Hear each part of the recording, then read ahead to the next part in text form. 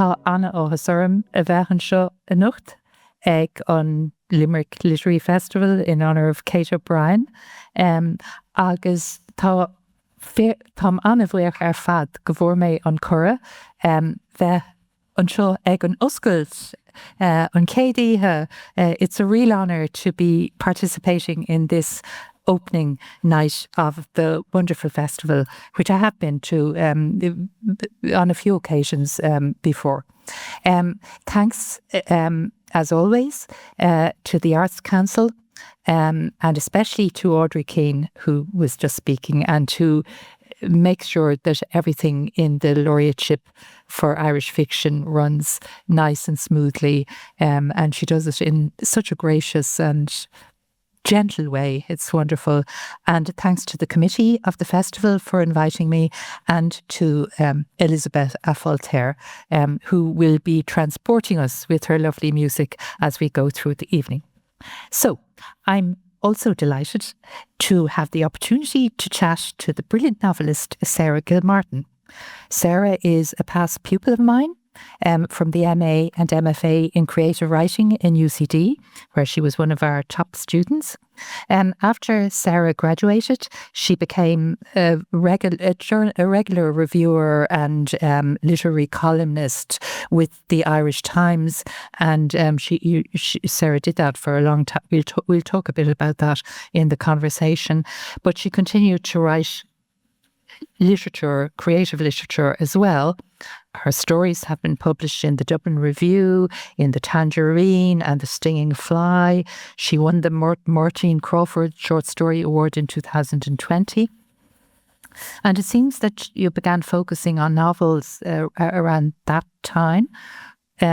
So the first one, Dinner Party, A Tragedy, came out in 2021, and that was followed soon enough by Service in 2023.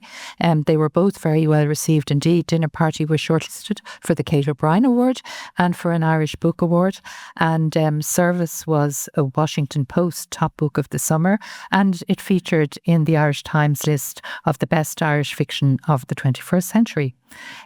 Sarah was the writer-in-residence, Arts Council writer-in-residence in DCU last year, and her third novel is going to be published very soon in May, so I've already heard very good things about that, and I'm looking forward to it.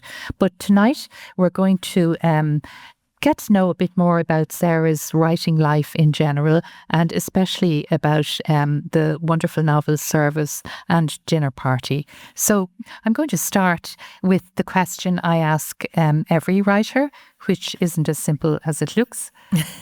Sarah, why do you write? It's a big question. Probably to make sense of the world.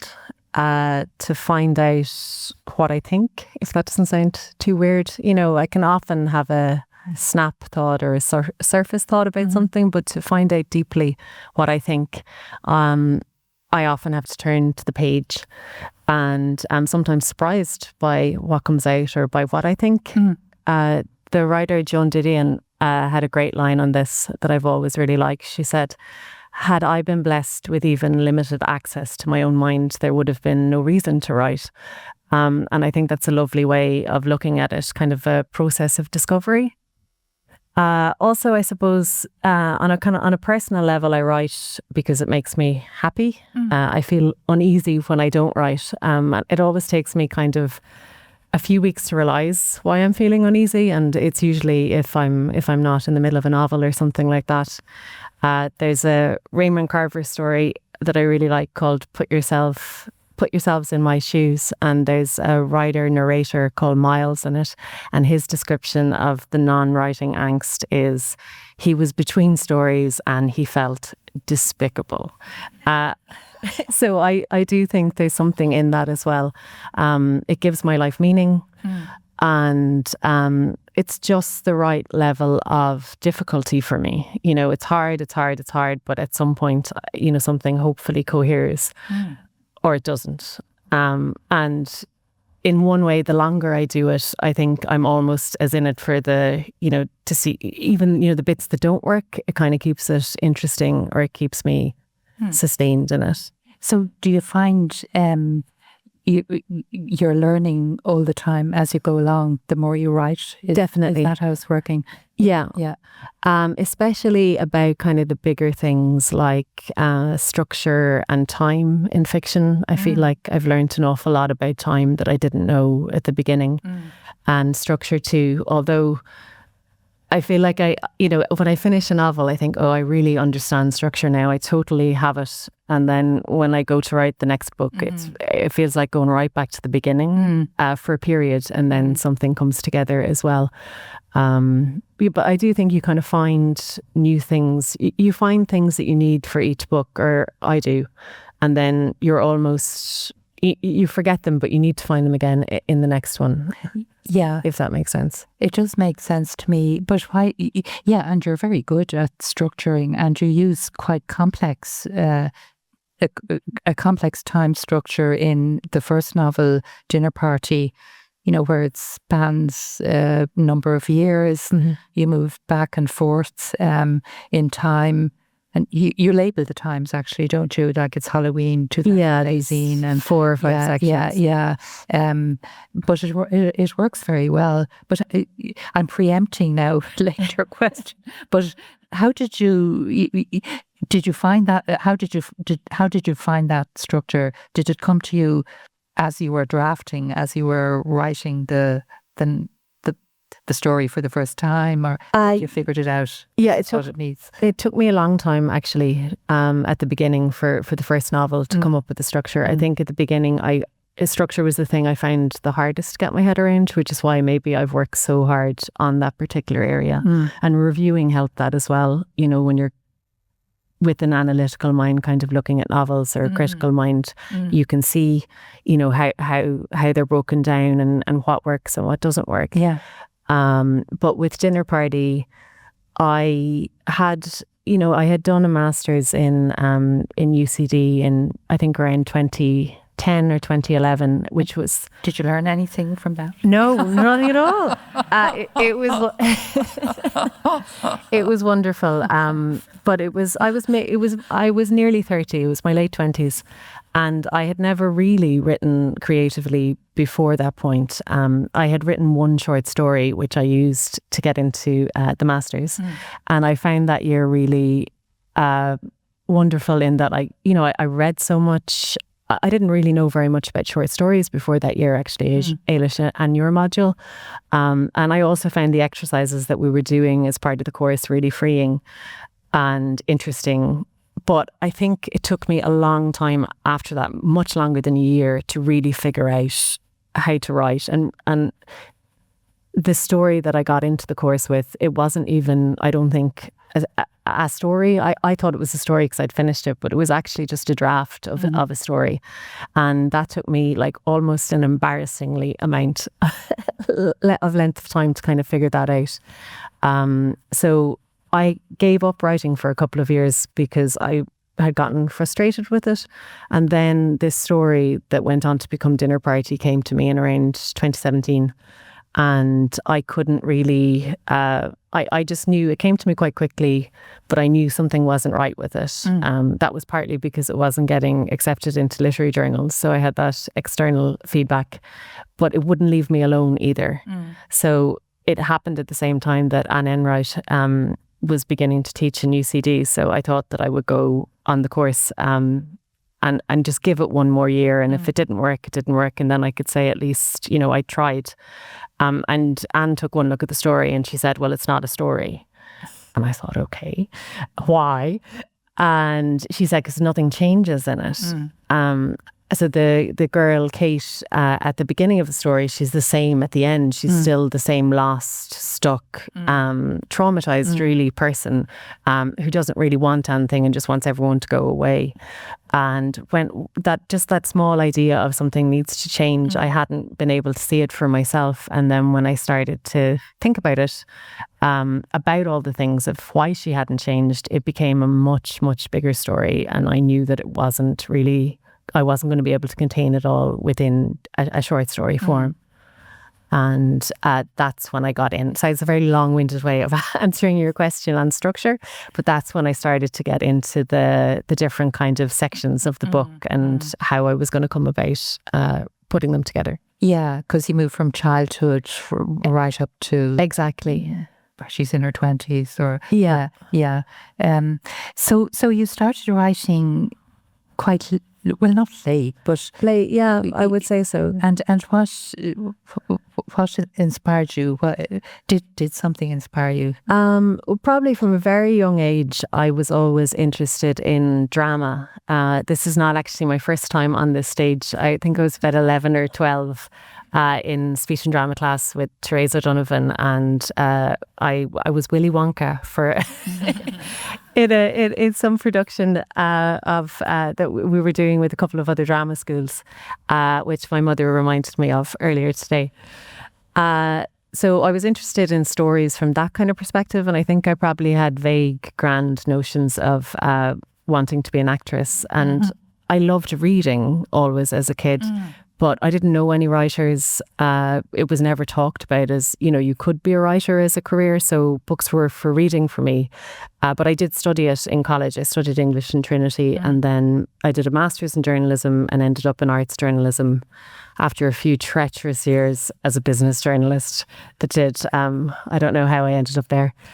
And then it was really from there that once I started reviewing books and got back into the world of books and saw actually, there are other people who are, a similar background, similar age to me. Maybe I could give it a go too. So that's kind of how it happened. But when I was young, I just didn't think about it at all.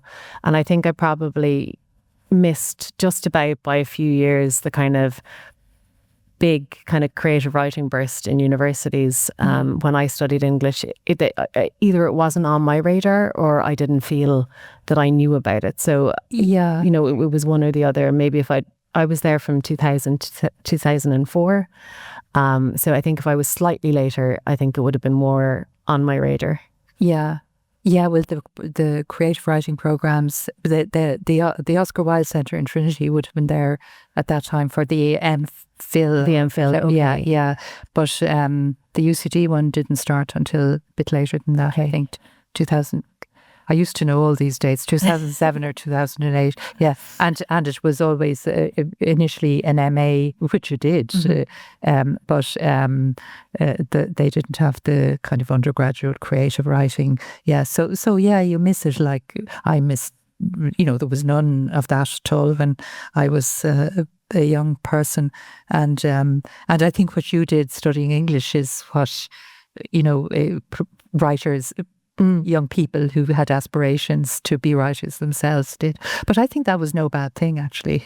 Yeah, maybe not. Although, of course, the creative writing programs are wonderful. I did also, I suppose, just to say now that I'm back in Limerick too, I had some wonderful teachers in primary school and secondary school. I had a great teacher in this guy. Joe Lyons for 5th class and 6th class, and he was big into storytelling and history. And then in Laurel Hill Colchta, I had Eddie Lenihan, who's Shanky. We had him for a year teaching us English. Oh yeah, it was amazing. And very little of the curriculum got taught because he would come in and then somebody in the class would say, "Sir, will you tell us a story?" And that would be the 40 minutes gone, and it would be fabulous. It would be like going to the cinema, except it was in the class. And then I had another teacher, Sinead Nicole, in Laurel Hill for the rest of the time I was there, and her love of English and her passion for the texts, and I guess her ability to be able to impart it to students really made me want to study it then in college. So I was really lucky, I suppose, to be exposed to so many different types of stories as a child. You were lucky, but actually it's surprising how many writers whom I talk to in this way say that a teacher in primary school and secondary school had a huge influence on them.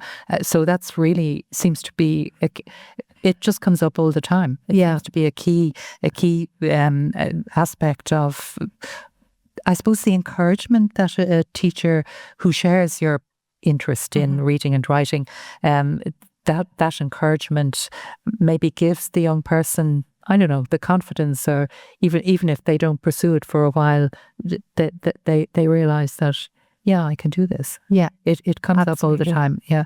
Well, your other career as a journalist and so on, has that been helpful to you as a writer?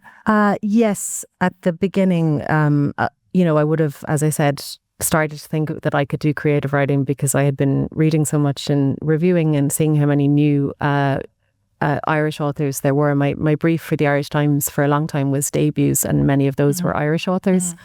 But I did it for 10 years and nearly a book a week. So it was almost 500 novels. And while I learned a lot of things in terms of the kind of mechanics of fiction, after a while, I think you just get sick of your own voice a little bit. And that has started to happen to me towards the end of the 10 years. So I had gone to kind of very slowly trying to extricate myself from it. I'd gone to every second week and every third week in 2024. And then I was really lucky last year to get an Arts Council residency in DCU.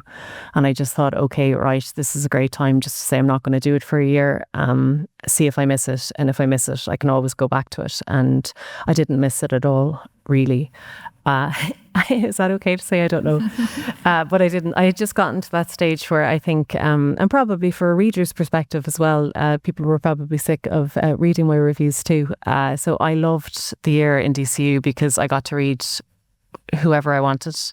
I wanted to go into that year and read all of, or reread all of McGahern because of his affiliation with the college. So I did that, and I read Virginia Woolf and loads of other dead authors. There's loads of really good dead authors out there. There are. And I had kind of, I've been reading contemporary fiction for 10 years, and not that I had forgotten that, but you don't have time. Yeah. So it was really lovely just to have the freedom to read, not for work, but just whatever I wanted, whenever I wanted. Is it a different kind of reading? I think so. Yeah. And it took a while to not be reviewing McGahern and not being reviewing Woolf for nobody, to kind of get away from the, the highlighting or the notes. But I think after a year, I have. And now, I will do an odd review maybe, or I'm going to do one for a literary journal next month. And I did one for the Irish Times earlier this month, but just not as consistently. Yeah. One a week is... Yeah, it's too pretty much. pressurized. Yeah. Did you get a bit sick of the novels? No. No. And to be honest, actually, no, because a lot of the time when I was doing debuts, I had the choice of what I was going to review. So there was freedom in that. It wasn't I was being given a book a week either. My boss, Martin Doyle in the Irish Times, he was very good about that. So not really, but I think just the switch from contemporary into the past has been lovely. Nurturing, I think. Yeah. So let's talk a little bit about the first novel, Dinner Party, a tragedy. It opens with this quote from Chekhov: "People eat their dinner, just eat their dinner, and all the while their happiness is taking form, or their lives are falling apart." So in Dinner Party, you open the story, the novel, with a meal commemorating, I suppose, the death of a family member. It's the anniversary of the death of the twin sister of the protagonist, of the main character, who's Kate. And Kate has invited her other siblings to the dinner in remembrance. It's Halloween 2018. So they drink gin and wine, they eat scallops with rocket salad, truffle puree. The main course is beef Wellington. There's a fantastic description, which I'm going to read. "The pastry was golden, just about to flake. The layers held their shape as she lifted it from the tray. It was the best pastry she'd ever made. A feeling of pure bliss came over her at the tiny pastry cow she'd carved onto the top for Peter." And she's also made a baked Alaska, but she throws that into the bin, doesn't she? Spoiler. Yeah. Yes. Oh, sorry. Well, this is in the first chapter. In the first chapter. Yeah. So, and her brother provides an alternative dessert. He does. Yes. Chocolate brownies laced with something. So we find out that Kate is anorexic. Yeah. Yeah. So, and that's partly why she dumped the baked Alaska, and probably why food is mentioned in the book so often. So, can you tell us a bit about that? Why you chose to write? Yeah. So I had started the story when I had just had it as a short story. It was a story about a girl with an eating disorder who suddenly finds herself in a position where she has to make this really fancy dinner for her family. But once I started to unpack it and kind of went back into the past, it turned out to be a novel about family. Yeah. So it is a novel about a complicated family. Yeah. And that is very much kind of her emotional experiences and her past kind of inform her present and where she is now. So I was interested in ideas of kind of sustenance and nourishment and, you know, if they're missing in somebody's life, how they can transform and be evident in the body, you know, so mental kind of pain that comes up in a physical kind of way. I had been reading around the same time this great therapy book by Bessel van der Kolk, I think his name. Is a Dutch-American psychiatrist. It's called The Body Keeps the Score. And it's a really, really interesting book about how all types of mental pain can turn up in the body as real physical, you know, literal inflammation that if you scanned a person, you'd see it on a scan, but there's no mechanical cause for these pains. So I thought with the character of Kate, it would be interesting to have her literally deprive herself of sustenance and nourishment, but also have this kind of appearance of having to pretend everything is okay.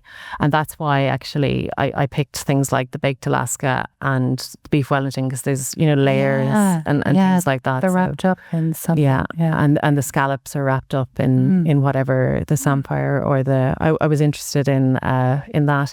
But when my parents were reading the book, my mother said to me, and I didn't realise this at all, I genuinely did not know this consciously, but for their wedding, they had beef Wellington and baked Alaska in the 80s. You didn't know that? I honestly, consciously, maybe I picked it up at some point, you know, overheard it. But it wasn't something that was like, I would say, well known in our family. You know, it wasn't kind of a part of the lore. So that really spooked me out. But they had prawn cocktail for starters. So it wasn't like total like for like. The body, food is like a major thing in this for Kate. But I also think that food is really an interesting subject for fiction because it can do an awful lot in a very short space of time. So food is not just about the food, you know, it's quite symbolic. It can be psychological, it can be social, it can be economic, what type of food you're drinking, what type of food you're eating, what you're able to afford. And it goes an awful long way in fiction. I think probably the best example you can see are in short stories, you know, where you don't have an awful lot of length or an awful lot of space. I always remember actually in your class we did a Mary Lavin short story called A Cup of Tea. Oh yeah, that's an interesting short story. I just thought it was wonderful. It's a story about a mother and daughter, and the daughter goes off to college in an urban location and the mother's still in the rural home setting, and the daughter comes back at the weekends and the mother, it's all about the kind of tension, you know, the breaking of the bond, I suppose. And the mother makes her milk in a saucepan on an oven. And usually it's a treat and the daughter likes this. But for whatever happens with this weekend, the skin forms on the milk and there's just so much disgust around the skin. But it's all done in a line or two. You get like whole histories of relationships and it's generations of it. It's about disgust at the mother. And I think that probably stayed with me, that story. I thought it was interesting. It's very powerful somehow, that image of the milk, the skin on the top of the milk, because you can almost, because I hate that, you know, I mean, people do. You can taste it. And we'll be talking about food again in service, because there's lots, obviously food is really important in the novel, which is based in a haute couture restaurant in Dublin. But I was trying to, because it's Kate O'Brien and the weekend in Limerick, trying to think of a novel by Kate O'Brien that was somehow a little bit like dinner party. So the one that I thought might be that yours might be comparable to is the Anteroom. So I reread that because that also it's set on Halloween, but it's actually set over 3 days: Halloween, All Souls Day, and All Saints Day. But yours opens with Halloween. But it's also about a grown-up family, a complicated family, and their interrelationships. And it's also about the conflict, I think, of the body and morality and religion and the power of the body versus willpower. In the Anteroom, the main character, Agnes, is in love with her sister's husband, and there's a huge dilemma for her, and she's always going to praying and going to mass and going to confession, and God seems to be winning the whole time, but he doesn't win in the end. The body and the emotions win that battle, and in a very bad way, in the novel. So I thought you can see that Kate, she's not struggling. Her struggle is with anorexia. It's not with desire for her sister's husband. But there's that parallel. But the other thing, when I was going through the Anteroom looking for food, there's no food in it.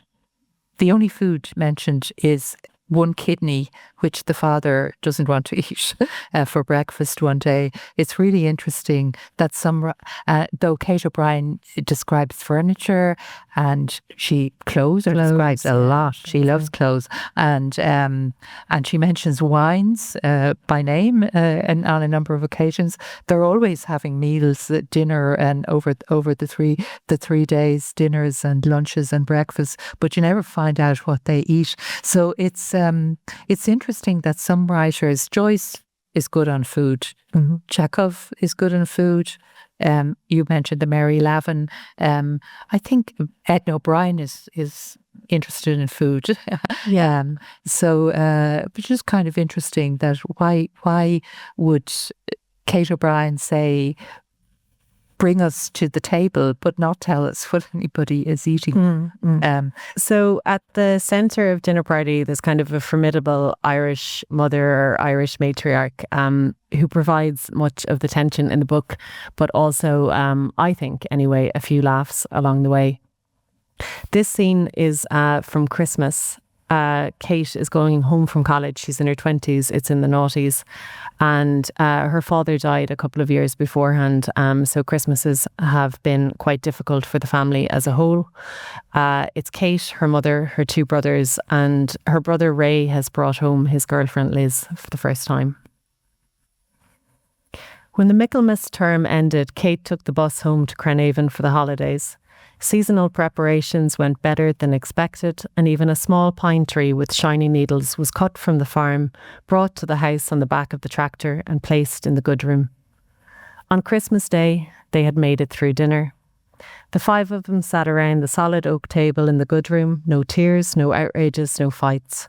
Her mother had so far resisted going over to the stereo, putting on the dreaded CD, skipping 5 tracks down to Lonely This Christmas and crying into some otherwise festive dish, as she had done every year since Daddy died.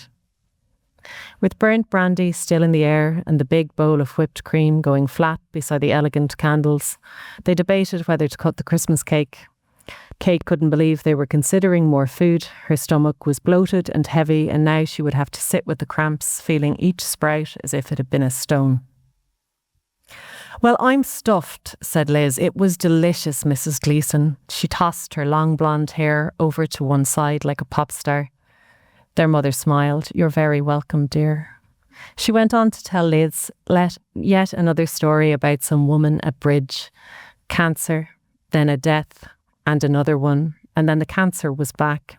Or it was a new cancer. Kate had lost track. Her mother had been talking all morning. Kate had literally heard the revving voice in her sleep and had opened her eyes to find her mother there in the room at the peach wardrobe, which was where she kept her special occasion clothes these days. "Seriously, Mrs. Gleeson," said Liz, who was pretty good at anticipating the pauses for an amateur. This was one of the nicest dinners I've ever had. Oh, it was nothing, her mother smiled. Stop now. Poor Peter, at the head of the table, managed to keep his face neutral, though he had grown, prepared and cooked everything himself from scratch. Kate had helped him arrange the cheesy parcels for the starter, and she'd done the table just like Mammy wanted, gold and white settings, not an inch of gaudy red. Elizabeth, I'm so happy you came down for Christmas, her mother said, her grey eyes flashing. I'm so glad you invited me, Liz drained her wine. Her mother gave a coquettish laugh. Stop, she said. It was like hanging around with friends who thought they didn't fancy each other. Seriously, said Liz, it was better than a hotel. Well, that was the clincher. Her mother practically leapt across the table in her bid to pat Liz's arm. You're a sweetheart, she said, beaming. Raymond has done very well for himself. I hope he knows that. Ray grunted, but she could see he was pleased. I don't think I could manage cake, Liz said, not yet. The rest of them nodded agreement. It was so nice to have a visitor at the table. They said this was the way to do Christmas. They should have done it years ago. Aunt Helen's visits didn't count. No one with a blood connection counted. Kate winked at Ray through the candles. Good old Ray, who had brought some shadow of ease back to Carnarvon. Thank you.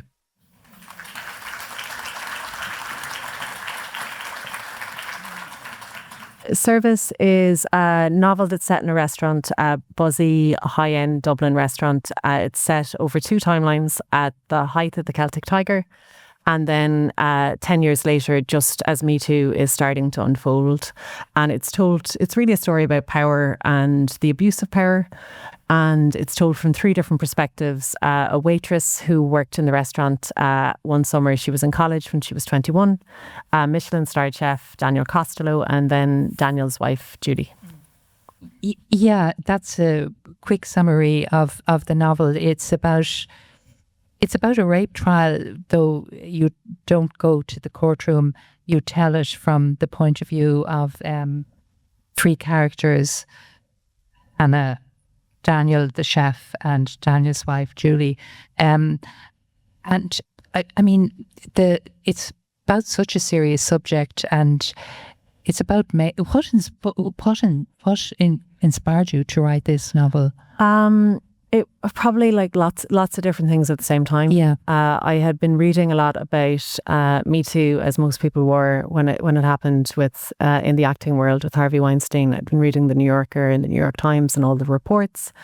I had also worked as a waitress myself in my 20s. Okay. Never in Dublin. I worked in New York and in Long Island over various summers, and for slightly longer at the end of one summer where I thought maybe I wasn't going to come back, but I did.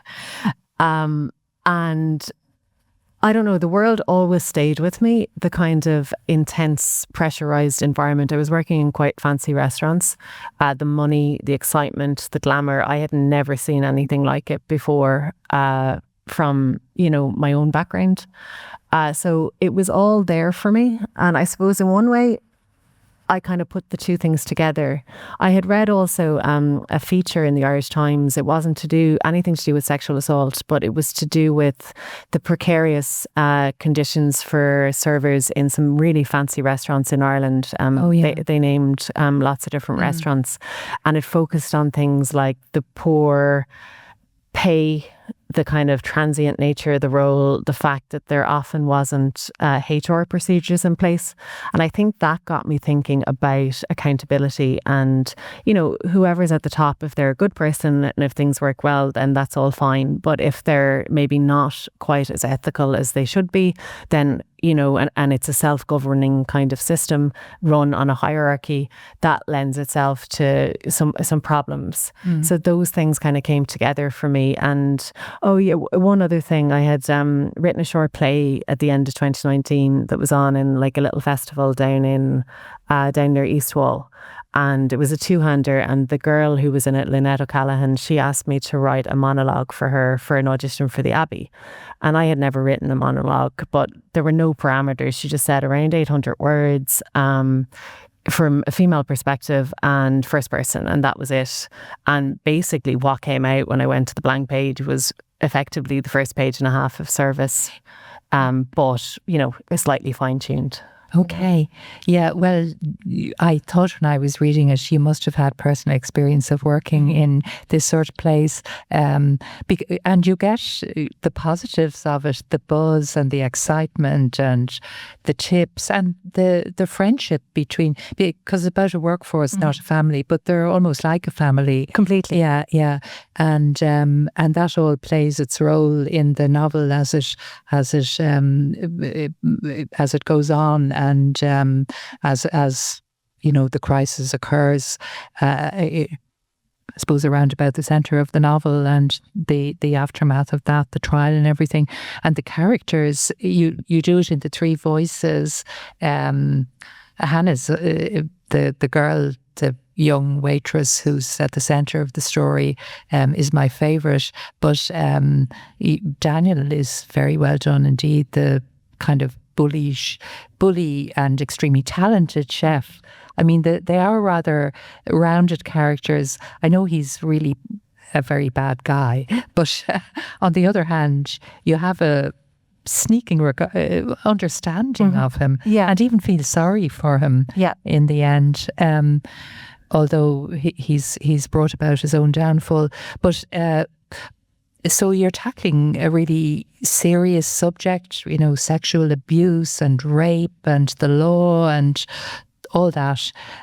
But still, I think the account, the description of life in the restaurant is, that's what I loved most about the novel. And huge insights into what it's like, you know, because you wouldn't really know what it was like unless you'd been there, I think. Yeah, it has that kind of and I love that first, that was the monologue. It's wonderful, couple of pages. So maybe we could end by hearing those pages, if that's okay with you. So yeah, this is from the beginning, Hannah's perspective. I've never felt as alive as I did that summer. Alive, needed, run off my feet. Every evening we were queued out the door. We had bookings a year in advance. It was the kind of place people of a certain age called hip, while the rest of us rolled our eyes discreetly, not wanting to jeopardise our tips. Back then, when the country still thought it was rich, there was always some brash, impossible customer demanding a table from the hostess just as the dinner rush took hold. These arguments added to the atmosphere, the heat, the energy that ripped around the establishment and kept us going 6 out of 7 nights a week. The restaurant, let's call it Tea, was in a large, ivy-covered building 2 streets over from the Doyle. We served businessmen, politicians, lobbyists, the type of men who liked a side order of banter with their steak and old world red. We learned quickly to talk nonsense about the property market and the boom, though we didn't really have a clue. We just knew that the wages were decent, the customers wore suits, and the tips were sometimes obscene. We only employ college students. Don't be brainless, don't be nosy, be tactful, be knowledgeable. Your shadow nuff from your coat to roan, your bouillon from your bouilla base. As if. We got the same pasta tray bake and soggy salad every day before service. It was delicious. It was free. I remember the heat of the kitchens, the huge flat pans with slabs of butter sizzling from midday, though I was fortunate to mostly work dinner when the bigger tables came in.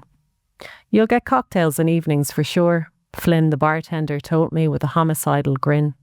Then he muttered some quip that ended in ass to a sniggering colleague. That was the Ireland of the day. Asses replacing bottoms, cocktails replacing pints, quick deals and easy money, opportunities that had taken decades, centuries to filter down. The kitchens were so hot that summer you could feel the burn on your blouse in the throughway, the small space off the main dining room that joined front of house with back. This was the nucleus of the restaurant, where we fired orders on computers, gossiped about customers, and complained about the bar staff who'd let our drink orders back up while busy working their own tips. Double doors would flap open to the kitchens as a runner passed through with 4 plates, and the heat would come at us in short, magnificent bursts that were often accompanied by shouts from the chefs, which would remind us who was really in charge and send us running once more onto the floor. Yes, sir. No, sir. May I tell you, sir? It was like a show. It had the buzz of live performance. Thank you. Oh, thank you.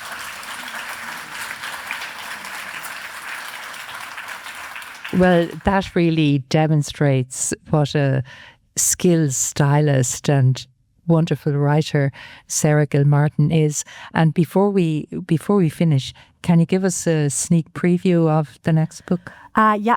I'm still learning how to talk about it, but it's coming out in May. It's called Little Vanities. It's a story about 2 couples, 4 friends, and their messy, interconnected relationships and longings and betrayals over decades from college into midlife. And I suppose it's mainly about the kind of slow, sometimes unnoticed erosion of youthful desires over time. And it's about pain as well. But hopefully in a way that's kind of funny and vibrant. I bet it will be kind of funny. And it's set in Ireland, is it? Yeah, sorry, it's set in Dublin. In Dublin. Okay, very good.